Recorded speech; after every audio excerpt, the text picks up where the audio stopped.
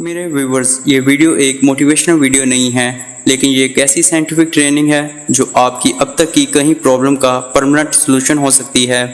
ये मैं इसलिए कह सकता हूँ कि खुद पर भी तहकीक करके दूसरों को भी इससे एग्री करते देखा है।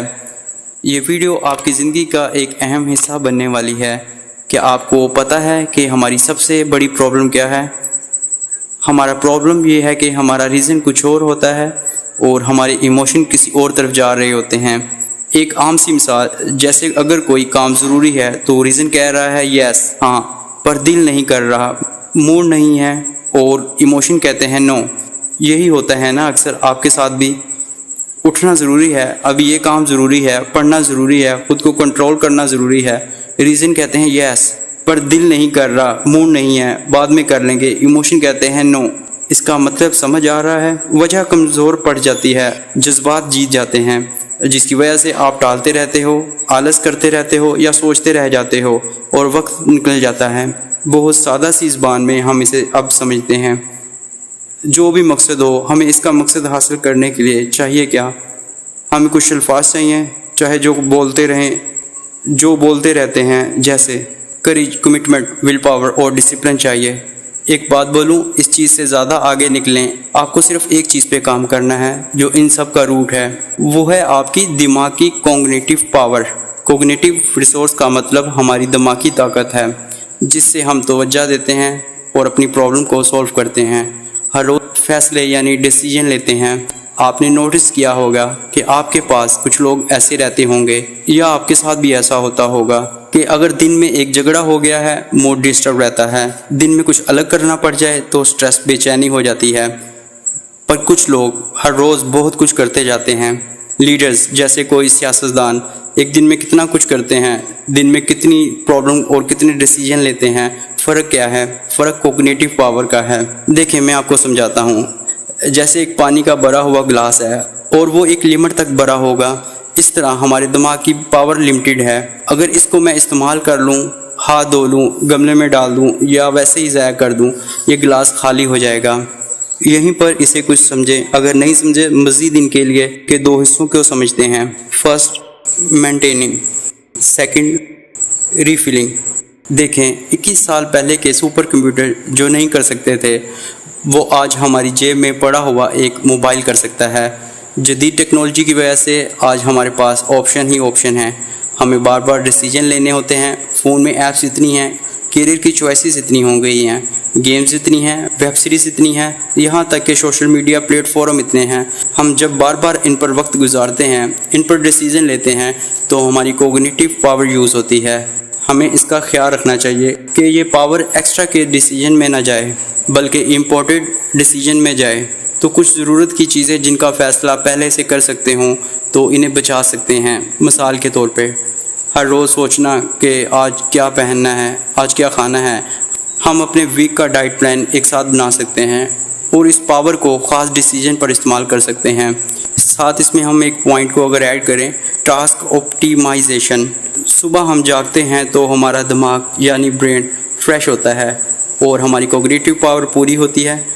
और हम में से कुछ लोग सुबह सुबह उठकर ये सोच रहे होते हैं कि आज क्या करना था, आज के लिए क्या सोचा था, याद नहीं आ रहा। बट हर प्रोडक्टिव इंसान ये करता है और आप भी वही करें कि अपने दिन को पिछली रात प्लान करें।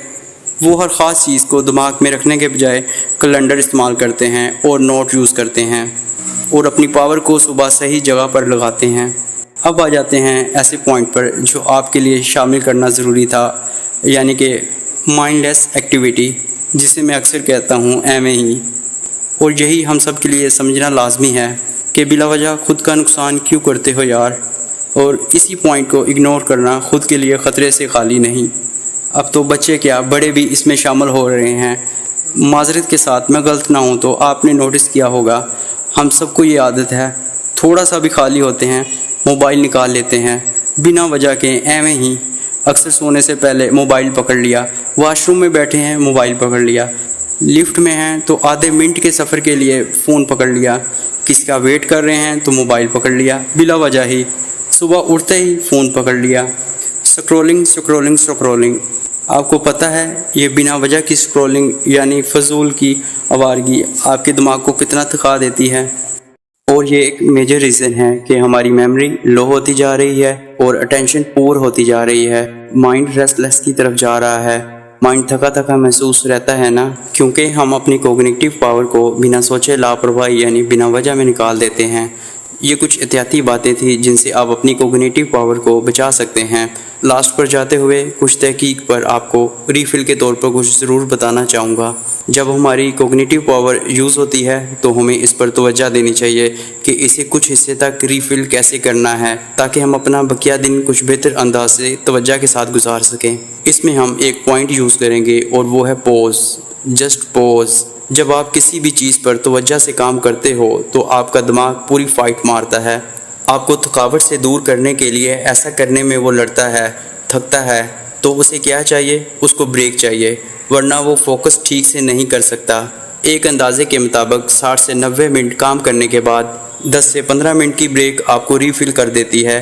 आपकी मेंटल फटीग कम होती है, आपका माइंड रिफ़्रेश महसूस करता है, आपका स्ट्रेस रिड्यूस हो जाता है। सबसे अहम ये कि ब्रेक में ऐसी चीज़ें मत करो कि वो थकाएं।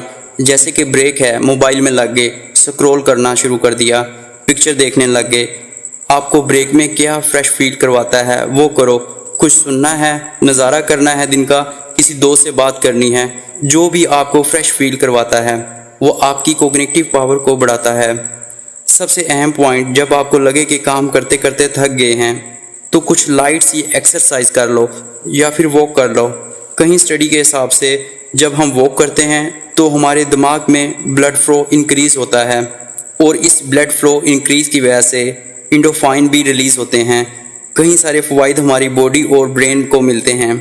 तो मैं क्या करता हूँ, जब मुझे लगे मैं थक गया हूँ या माइंड थक रहा है तो मैं ब्रेक ले लेता हूँ। अगर ऑफिस में हूँ तो इसके नीचे जाकर वॉक कर लेता हूँ, घर होता हूँ तो सोसाइटी में सैर कर लेता हूँ, कभी कुछ सुन लिया और थोड़ी सी एक्सरसाइज के बाद यू स्टार्ट फ्रेश, क्योंकि माइंड रीफिल हो गया। मेरी तरफ से नेक तमन्नाएं। अगर वीडियो अच्छी लगी हो लाइक और सब्सक्राइब करके लोगों तक भी पहुँचाना। शुक्रिया।